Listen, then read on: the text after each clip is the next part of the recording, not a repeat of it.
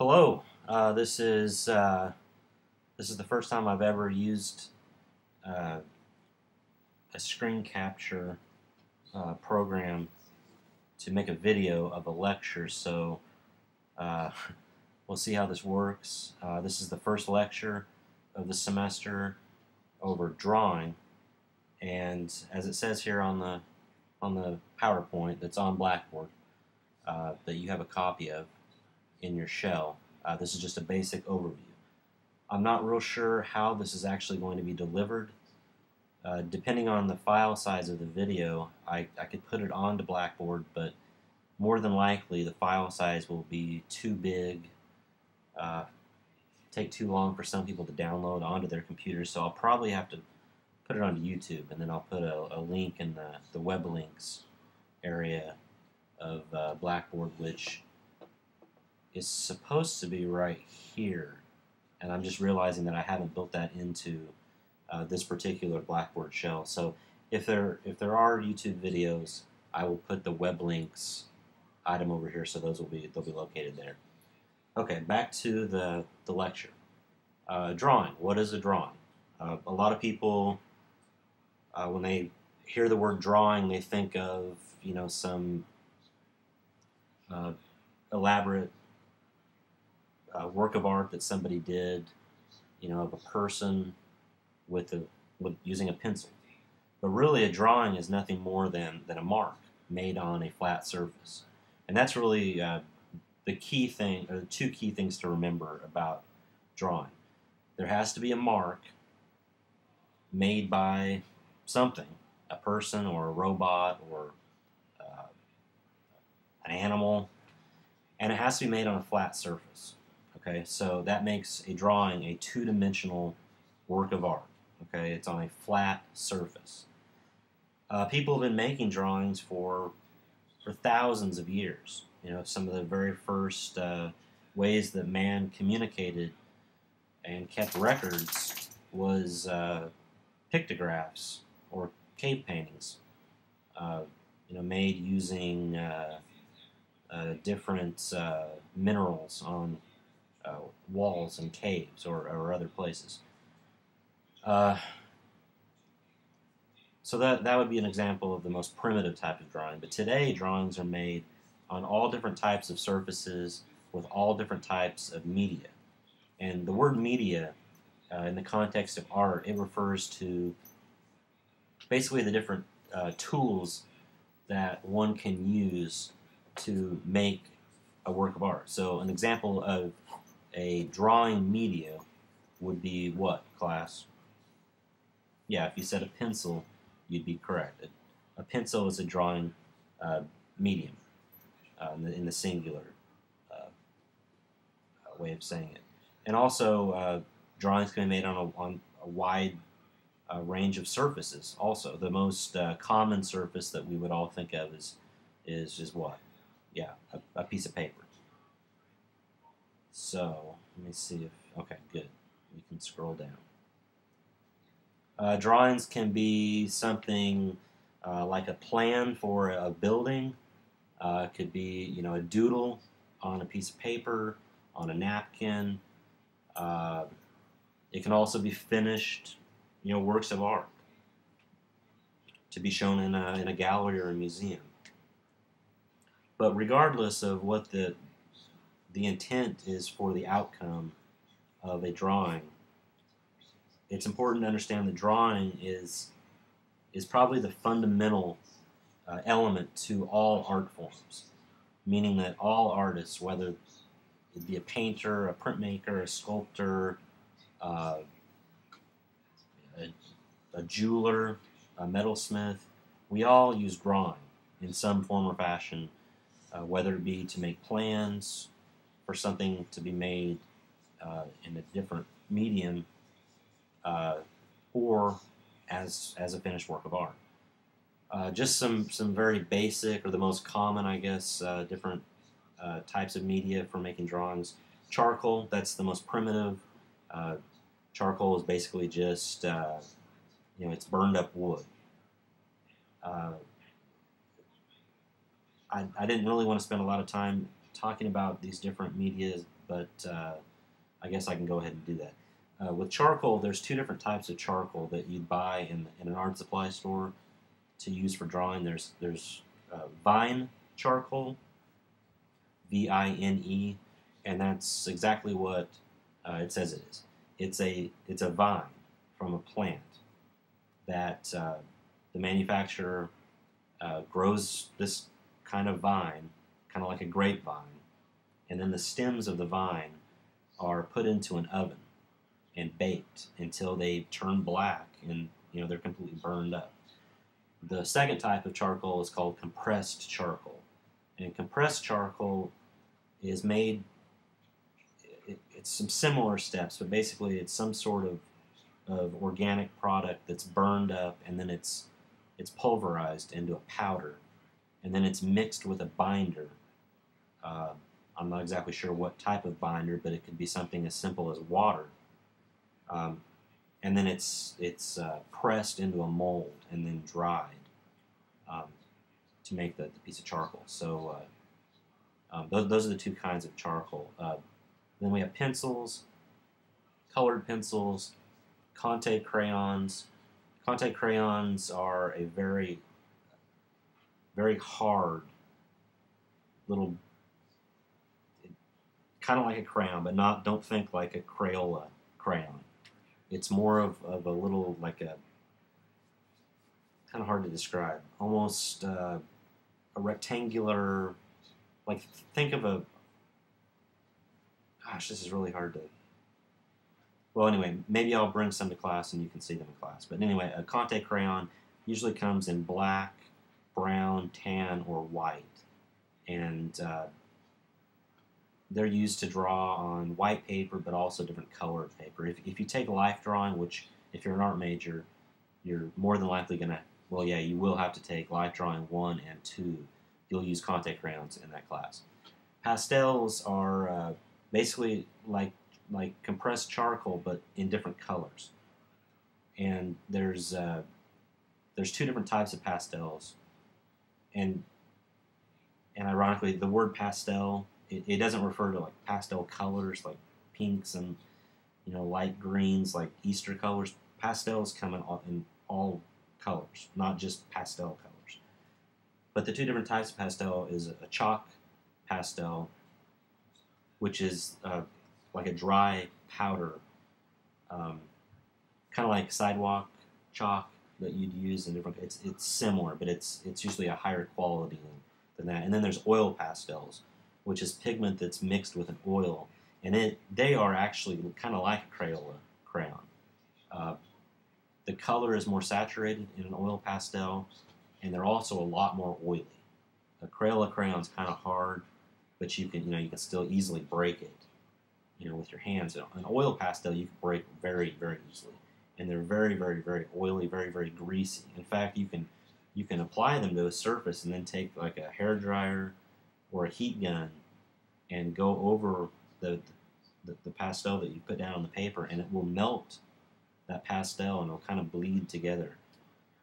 Then we have watercolor, and watercolor, I guess you could say, is maybe kind of a controversial drawing media. There are those that call a watercolor a painting, and there are those that call a watercolor a drawing. I tend to believe that a watercolor is a drawing.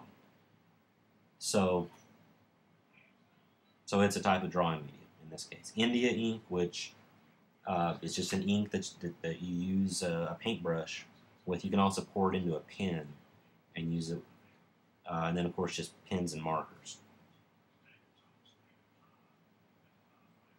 Drawings can be made on all different types of surfaces, including paper, which we talked about, newsprint, which you'll use a lot of when you take life drawing, and Bristol board. Bristol board is just kind of like a really high quality cardstock.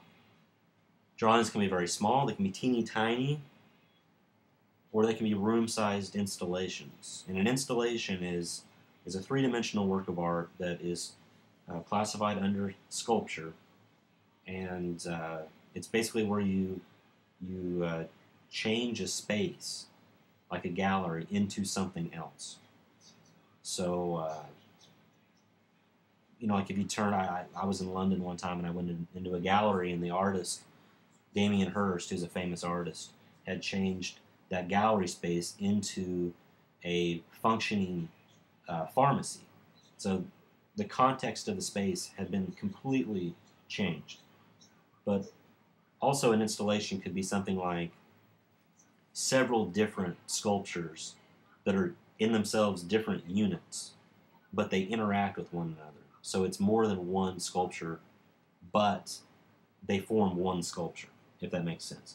So the shows that we have in our gallery, like the show that's up right now, there's multiple different drawings on the wall. That's not an installation in the true sense of the word installation. It's just it's a show in a gallery. So sometimes people get the word installation confused. It doesn't refer to work that's in a gallery unless it's specifically an installation. An installation is, it's like the word installation basically, it's similar to the word painting. It refers to a work of art. So an installation is a single work of art that may be made up of numerous different components to make that one work of art. Drawings can appear in numerous styles and depict a wide array of subject matter.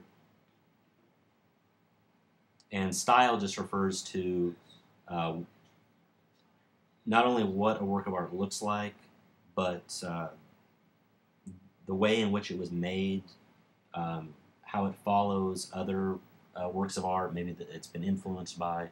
And a subject, that's just what the viewer is looking at. The most important thing in the work of art that the viewer is looking at. So if you were to make a painting of a person, the person is the subject. Different styles, I mean, some of the most common styles would include realistic, abstract, and non-objective. And different styles of drawing specifically would be a contour drawing and a gesture drawing. We'll talk more about all of this in just a minute.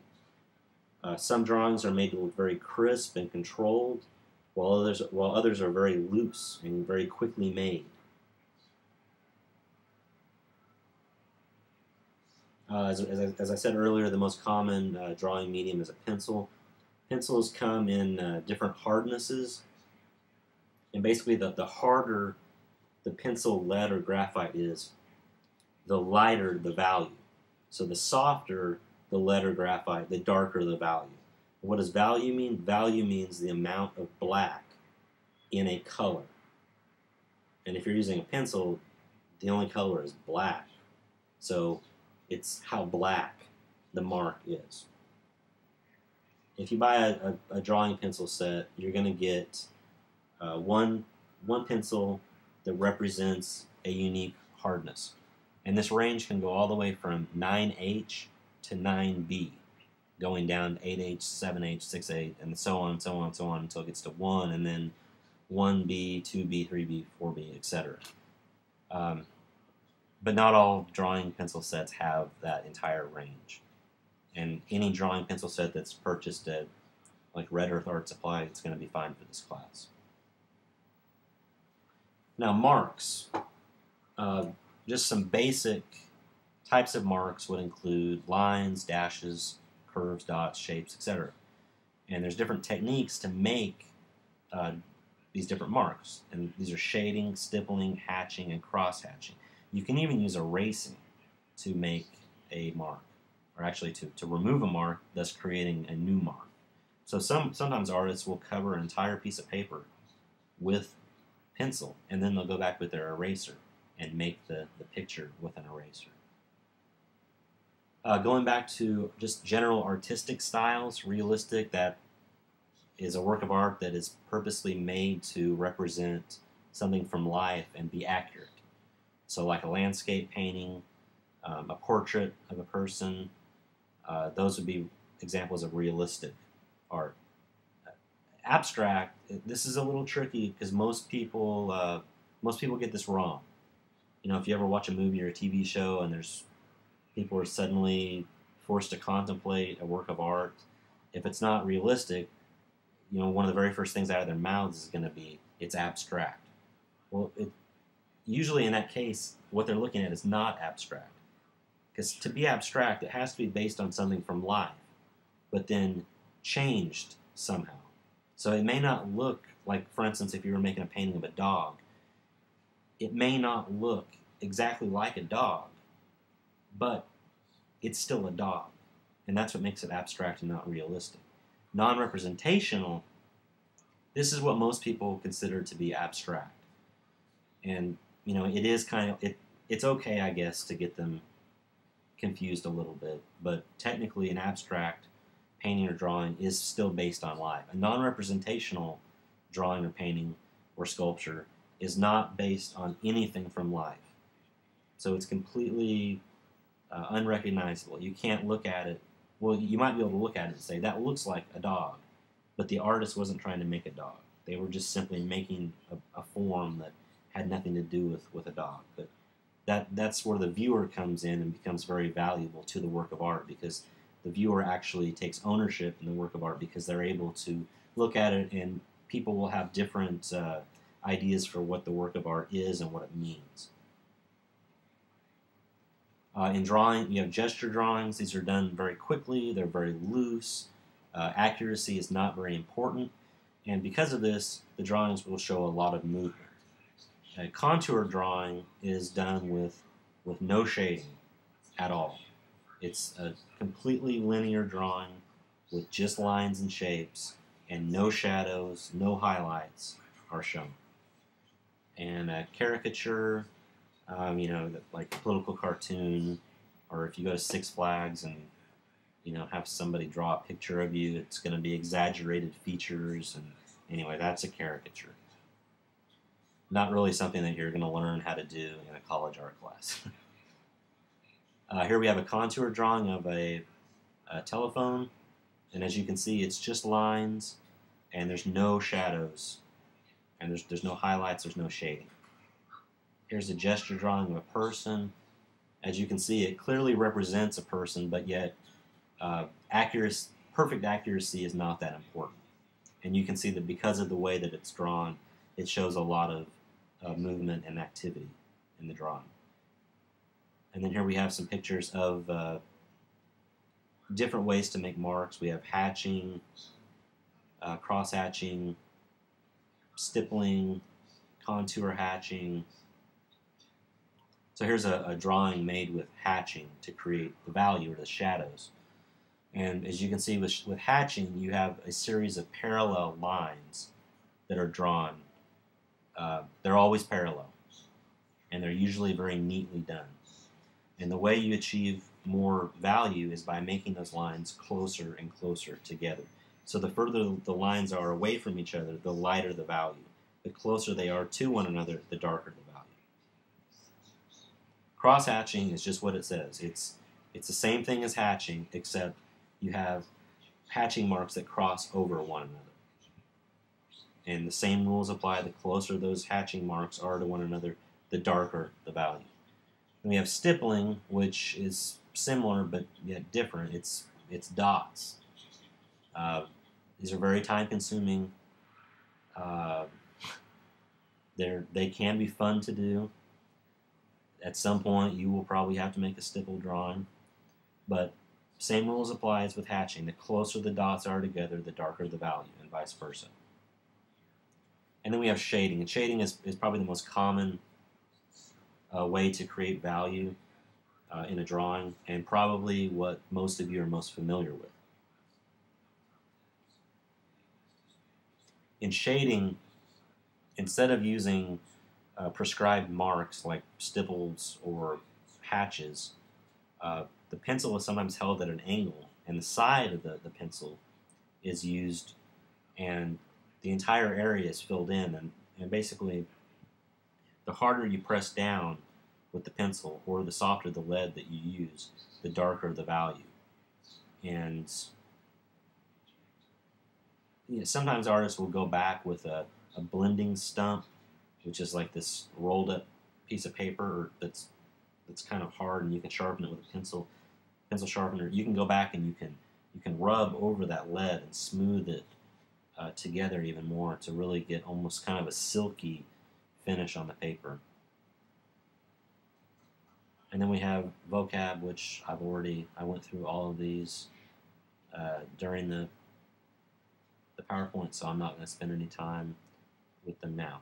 So this lecture, or the first quiz of the semester is over this lecture, so make sure to look at the lecture. You might print it off or take notes before you attempt that first quiz. So hopefully this works out, and if it does, there'll be more of these videos of the rest of the lectures from the semester. So thank you.